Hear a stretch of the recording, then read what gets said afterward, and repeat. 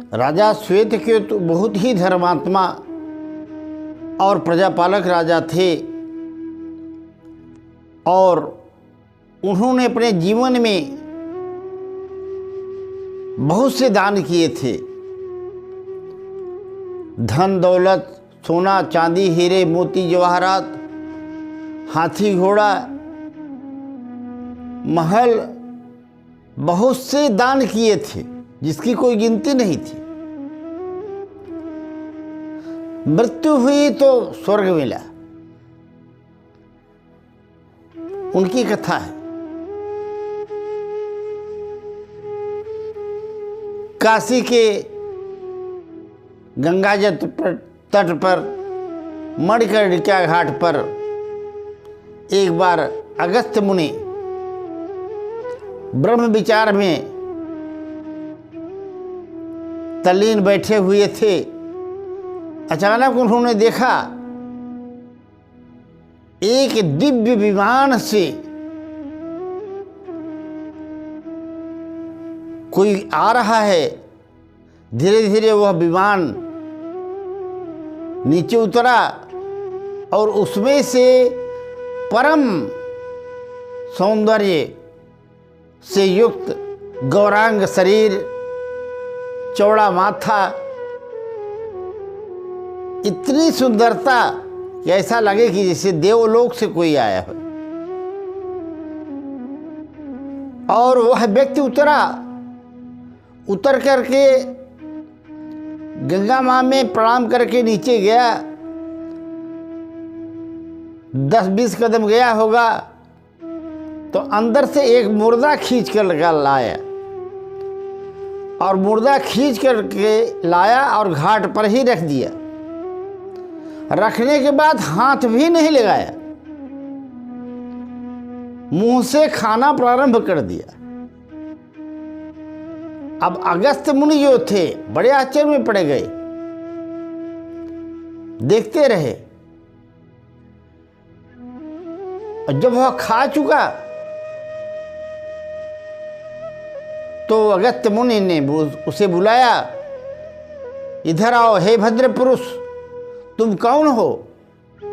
ऐसा है तुम देवलोक से आए हो अथवा कोई राजा महाराजा हो या स्वर्गादि लोक से आए हो? तुम्हारा यह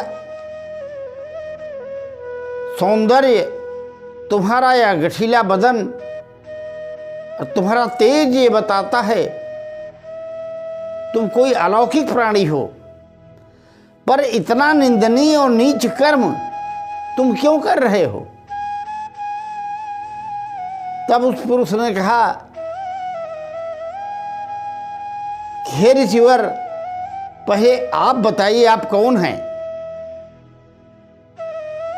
अगस्त्य मुनि ने अपना परिचय दिया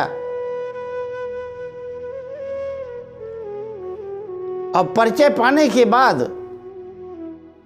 तब वह व्यक्ति बताने लगा अपनी जीवन गाथा कि हे मुनिवर, मैं राजा श्वेतकेतु हूँ। मैंने अपने जीवन में बहुत दान पुण्य किए, लोगों की मदद की, सहायता की, सोने चांदी असरफी हीरे मोती जवाहरात का दान किया, पर और स्वर्ग गया, पर वहां मुझे भूख बहुत सताती है। स्वर्ग में मेरे लिए सोने की महल, अटारी और सारी वस्तुएं स्वर्ण आदि की हैं। सारी सुविधा यहाँ तक कि जिस चारपाई में सोता हूँ वह भी सोने की है, पर इंद्र मुझे भोजन नहीं देता।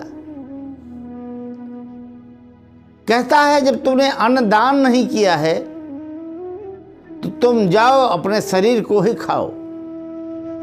खासियत ये है, उसने बताया कि मैं जो अपना ही शरीर खाता हूँ, ये मेरा ही शरीर है, दूसरा कोई मुर्दा नहीं है। वह रात भर में भर जाता है और मैं पुनः आकर के दूसरे दिन भूख लगती है तो इसको खाता हूँ। ऐसा कह करके उस व्यक्ति ने, उस राजा ने अपने गले में जो दिव्य हार पहने हुए था वह अगस्त्य मुनि को पहनाने लगा। तो उन्होंने कहा कि मुझे इसकी क्या जरूरत है, मैं संत, मुझे हार, सोना चांदी इत्यादि से क्या मतलब है। तब उसने बताया नहीं कि इंद्र ने ही कहा है कि तुम्हारा ये पाप का प्रायश्चित तभी होगा, तुम मुक्त तभी होगे जब तुम्हें ये कृत्य करते हुए एक दिन अगस्त्य ऋषि देख लेंगे और तुमसे प्रश्न करेंगे, तुम अपनी घटना बताओगे और तब तुम अपना हार उनको पहना देना, और जैसे ही तुम हार उनको पहनाओगे मुक्त हो जाओगे। इतना कहकर वह व्यक्ति हार अगस्त्य ऋषि को पहना दिया, और संत तो दयालु स्वभाव के होते ही हैं। उन्होंने पहन लिया और उन्होंने देखा कि जो विमान से वह व्यक्ति आया था, राजा श्वेत केतु, अब उस विमान से प्रकाश निकल रहा है, परम तेजोमय प्रकाशमय विमान हो गया है, और दिव्यात्मा होकर के वह राजा उस विमान में सवार होकर के बैकुंठ धाम चला गया।